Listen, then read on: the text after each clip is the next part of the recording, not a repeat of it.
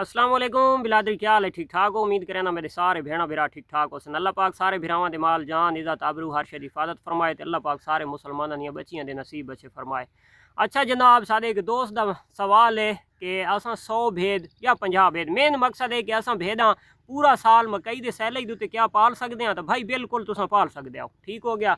अच्छा पिछली मैं वीडियो बनाई आई ना, ते ओ मेरे अपने जेह्ड़े चाहण वाले मेरे दोस्त हैं भरा हैं, तो उन्होंने कॉल आई भाई असमील और सऊदी चो आखिर लाला तुसा टारगेट करेंदे पे हो। मैं ऐसी कोई गल नहीं, मैं टारगेट नहीं, मेरा मकसद सिर्फ टोटली ओनली ऑन किसी दोस्त का रहनुमाई करनी आई, किसी दुते हिट करना या हिट बाजी या ऐसा कोई मेरा मकसद नहीं है, ठीक हो गया। मेन मकसद है तुहाडी अगर जे भी इजाजत देवे चराई दी तुसा चराई करा सकते हो, जे भी इजाजत देवे जेशे खवाण दी तुसा खवा सकते हो, तुहाडियां भेड़ां पाल सकदियां, ठीक हो गया। आज तो कुछ अरसा पहले जनाब एक ट्रेंड चलदा आई कि बकरी बई स्टाल फीडिंग उत्ते पाली वाई सकती है, शहरदारी दे विच या स्टाल फीडिंग उत्ते भेड़ फार्मिंग नहीं की वाई सकती, ठीक हो गया।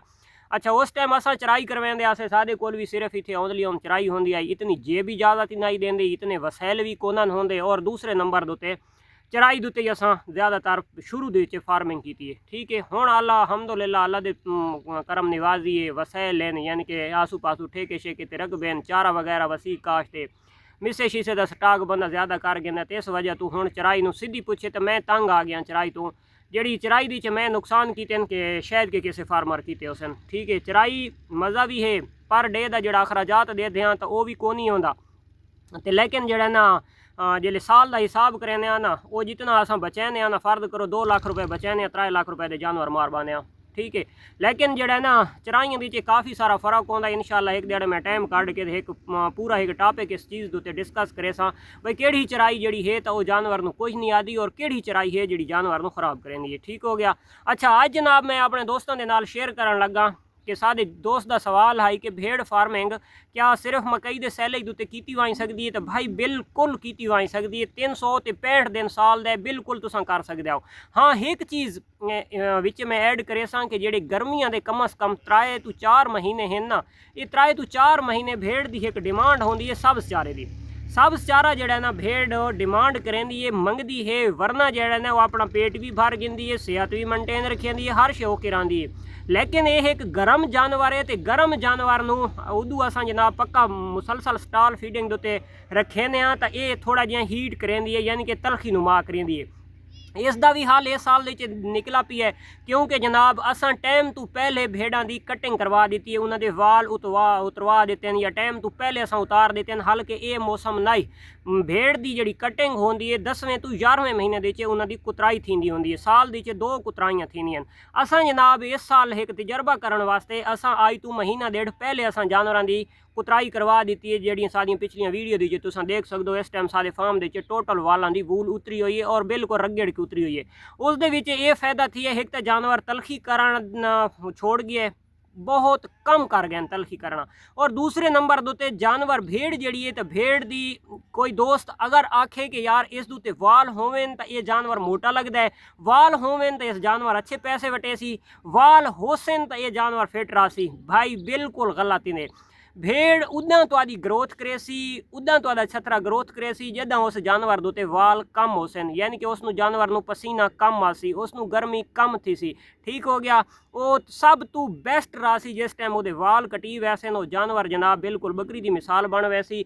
वो पुठे दे अगर तुहानू वाजे नज़र आता पियो सी ना, तो दूर तू जो बाजार जानवर शायद के लिसे कि उस जिले कंड के हाथ मरे सो पुठे चेक करे सो ना, तो जानवर तो दसे सी कि इसके अंदर चर्बी भी है और जानवर सेहतमंद भी है।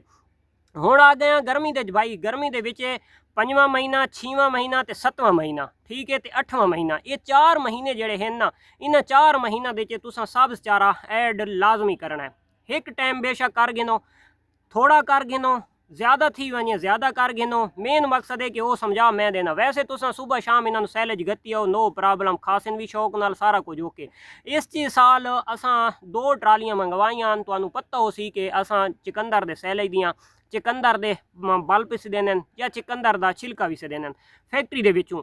उसका जिहड़ा कास्ट है ਉਹਦਾ रेट भी कम पाउंदा है और जिहड़ा ना ਉਹਦੇ ਵਿੱਚ जानवर सेहतमंद भी ठीक रहंदा है, मोटा ताज़ा भी ठीक रहंदा है। सैलेज मकई दा होवे, सैलेज जनाब चिकंदर दा होवे। मेन मकसद इस दे विच मलाश होंदी है जानवर वास्ते। मिठा सोडा जिहड़ा तां वाई बादी ऐसियां चीज़ां होंदियां, मिठा सोडे का इस्तेमाल तुसां मुतवातिर करना है, डेली बेसिस ते कराना है। पानी दे विच भी कर सकदे हो, उस सैलेज दे उत्ते पा के भी उस नाल कर सकदे हो। या जिहड़ा तुसां वंडा तैयार करेंदे हो, फर्ज करो तुसां आदे हो शाम वेले असां एक जानवर नूं 100 ग्राम 80 ग्राम 150 ग्राम ते अगर असां वंडा पैने आ तो उस दे विच भी तुसां ऐड करके भाई खिला सकदे हो। हाँ, एक चीज़ करनी है कि भेड़ फार्मिंग अगर करेंदे हो तो भेड़ां नूं तुसां कदां वास्ते शहर दा बना होया वंडा नहीं खवावना, जिहड़े नूं गोली वाला वंडा आदन या TMR खां बे टोटल मिक्स राशन, वो घिन के ते नहीं खिलावना, उसका कोई फायदा नहीं भेड़ वास्ते। सब तो बेस्ट जी चीज़ है तो वह गंदम होवे। गर्मियों के जिस टाइम गर्मियां आवें गंदम सवेरे ले पुसा के रखो, शाम वेले उसको कब कढ़ के बाहर कपड़े दे सट गो तो जो थोड़ी जी खुश्क थी वनी वो हल्की हल्की अगर नमी वधी होवे तो वो थोड़ा जिहा चौकर च ऐड करो, वो मिक्स थी वैसी तो तुसां जानवरां नूं पा देवो। इस तू होर वड्डा ते चंगा वंडा कोनी ये तुसां दे पे ये पूरियां गर्मियां दी सादा चलदा आंदा है। जिस टाइम आवे सन सर्दियां वत उह गंदम ओवणी जनाब तुसां शाम टाइम उन्होंने दाने खुश्क पा दो। तो आधे जानवर अगर दाना साबित कढेंदे पैन तो वह बेहतरीन हल यह है कि तुसां जनाब छोटियां चक्कियां अजकल आ गई पुड़ा वालियां, छोटे पीटर ते चलदियां, छोटी मोटर दे चल वैंदियां जिथे बिजली होवे तो वह दलिए का जिहड़ा साइज भी वो तुसां खाली जिहड़ा ना वह फीता जिहा घुमावना तो दलिए का साइज बन वजना है। वो 35-40 हज़ार रुपए की टोटल आँदी है। वो अपनी लाओ तो अपना दलिया तैयार करके तो उन्होंने शाम टाइम तुसां दलिया पा दो। दलिए दे विच हल तुसां चौकर ऐड कर दो, उस मिठा सोडा ऐड कर दो तो तुसां जनाब जानवरां नूं पा दो। ठीक हो गया। वरना जेडे अगर तुहाडा जानवर मुसलसल अगर फर्ज करो सैले ते खलोते अगर अच्छा पेट भर के खांदा खलोते तुहाडा जानवर कमजोरी वाले पासे वैसी नहीं शायद कि तुहानू वो जेड़ा अजाफी वंडा या दलिया पावना है तो उसकी तुहानू जरूरत भी पेश ना सी। ਉਹਦੇ 'ਚ एक चीज़ ਜਿਹੜਾ ना हर फार्मर भिरा ਜਿਹੜਾ न्यू सादा फार्मर भिरा है उसनू याद रखनी चाहिए।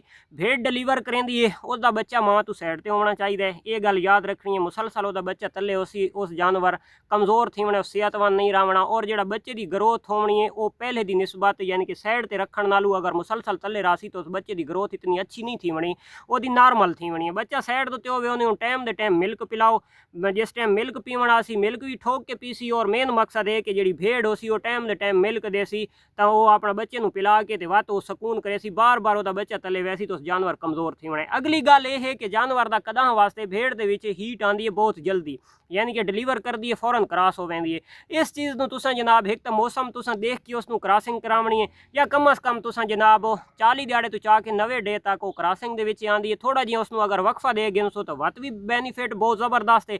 अगर फर्ज करो कि तुहाडा डिलीवर कीता उतू 40-45 दिहाड़े बाद बिल्कुल तुहाडा क्रॉसिंग का सीजन है, क्योंकि अगू जी डिलीवरी घिननी है तो तुहाडी ठंडे मिठे मौसम के आँदी पई है, यानी कि तकरीबन 10वें तो 11वें महीने के विच फर्ज करो डिलीवरी आँदी पई है, या दूसरे महीने तो यानी कि फरवरी तो मार्च के दरम्यान दे अगर डिलीवरी आँदी पई है तो तुसां उस जानवर को बेशक तुसां क्रॉस करवा सकते हो। उस फ़र्क सिर्फ इतना आना है कि तुसां अगर पहले पैंदे पे हो जानवर नूं बिल्कुल वंडा ना पैंदे पे तो उसदे विच तुसां 100 ग्राम वंडा शुरू करा देवना है। अगर तुसां जनाब वो 100 ग्राम पैंदे पे हो तो उन्होंने 150 ग्राम कर देवना है। सिर्फ ये कोई फ़र्क पाना है, बच्चा माँ तो दूर रहे। ठीक है, टाइम दे टाइम बच्चे मिल्क पिलाओ, बच्चे की सेहत अच्छी रहे, बच्चे जनाब वंडा डाला बच्चे हर हाल पावना है। तुसां चराई उत्ते रखो, तुसां स्टाल फीडिंग उत्ते रखो, तुसां जनाब स्टाल नाल जनाब जड़ा ना चराई भी करवाओ, जोड़ा काम भी करो ना तो छोटे बच्चे तुसां जड़ा ना अजाफी थोड़ा थोड़ा वंडा डेली शाम के टाइम लाजमी देवना है हर हाल दे। बेशक मकई गंदम ऐसिया चीज़ों का बना के दो, बाहर वाला बिल्कुल घिन के देवन की कोई ज़रूरत नहीं, नॉर्मल वंडे दी रहो। लेकिन उस बच्चे डेली डाइट तुस लाजमी दो। जी ले ली उसकी हाइट अच्छी थी सी, सेहत मजबूत बने सी, बिल्कुल फिट थी सी, और वो जानवर तो ज़्यादा से ज़्यादा 7 to 8 महीने के अंदर अंदर वो जानवर क्रॉस थी वैसी, ये फायदा थी वैसी। ठीक है, जी कमज़ोर थी कि पलसी वो 1 साल तो भी टप के उस क्रॉस थी मैंने, ये गल याद रखनी है। और दूसरे नंबर पर जो मेल बच्चा उसी तो भेड़ के छोटा बच्चा तकरीबन 90% सेल थी वैंदा 3 महीनों की हर फार्मर तकरीबन सेल कर देंगे। कोई चंद एक लोग होने जेडे वो बच्चों तैयार करें बाद कुर्बानी उत्ते सेल करें, वरना बच्चे सेल हो गए। ठीक है, एक तो वाला बच्चा जनाब 3 to 4 महीने के दरम्यान सेल करे सो तो बच्चे की ग्रोथ अच्छी हो सी, बच्चे की सेहत अच्छी हो सी, तो बच्चा 4 पैसे कट्ठे दे सी।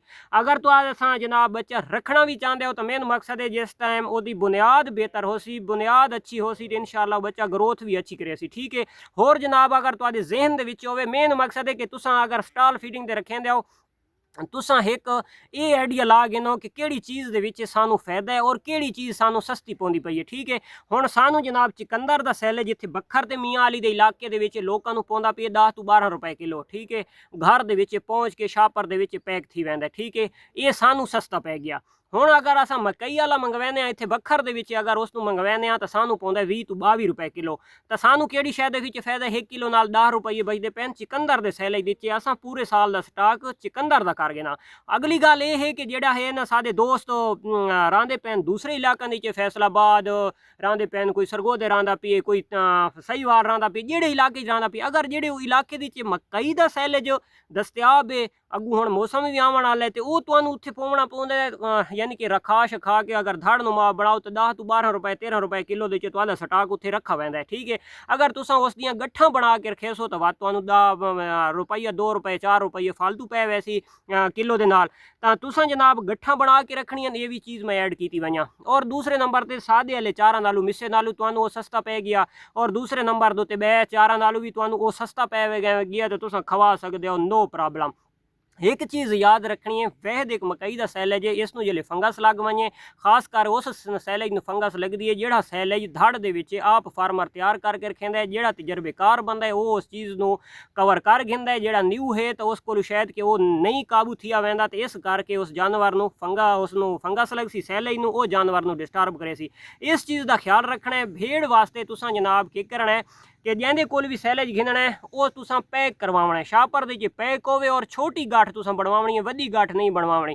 चावनी सौखी फोलनी सौखी और पर एक दिहाड़ दे विच तुहाडी वो गाठ लागी हुई ओहदे विच ना तो कोई फंगस पोसी ना किसी किस्म का कोई ओहदा साइड इफेक्ट आसी ते ना वो खराब थी सी ते ना उन्होंने गुदाम दे विच रखना पोसी, बाहर ही पिया आसी ते नॉर्मल हिसाब दे विच रह सकदा है और तुहानू सस्ता भी पोसी। जेड़ी चीज़ तुहानू सस्ती पोवे तुसां स्टॉल फीडिंग विच वो पा सकदे हो। अगर तुहानू बाहरों हल्की फुल्की किदां चराई या थोड़ी जी वर्जिश वगैरह दी जा मिले तो ओके, वरना कोई आखे जी इन्होंने पर डे दी डेली वर्जिश चाहिए सब झूठ है। अगर कोई आखे जी डेली लाजमी चराई ही करावनी है वत भी झूठ है। मेन मकसद है कि जानवर नू जेड़े रंग दे विच तुसां अगर रखना चाहो जानवर उस रंग दे विच रह सकदा है। तुसां फार्म तो बाहर कड्ढो रह सकदा है, फार्म तो बाहर न कड्ढो रह सकदा है, उन्हां दी वर्जिश डेली करवाओ रह सकदा है, अगर ना करवाओ वत भी रह सकदा है। ठीक है, किसी किस्म की कोई परेशानी नहीं। मिलता है इंशाल्लाह नेक्स्ट वीडियो दी। उम्मीद करें आज की वीडियो आई उसी दोस्तों पसंद। अल्लाह हाफिज़।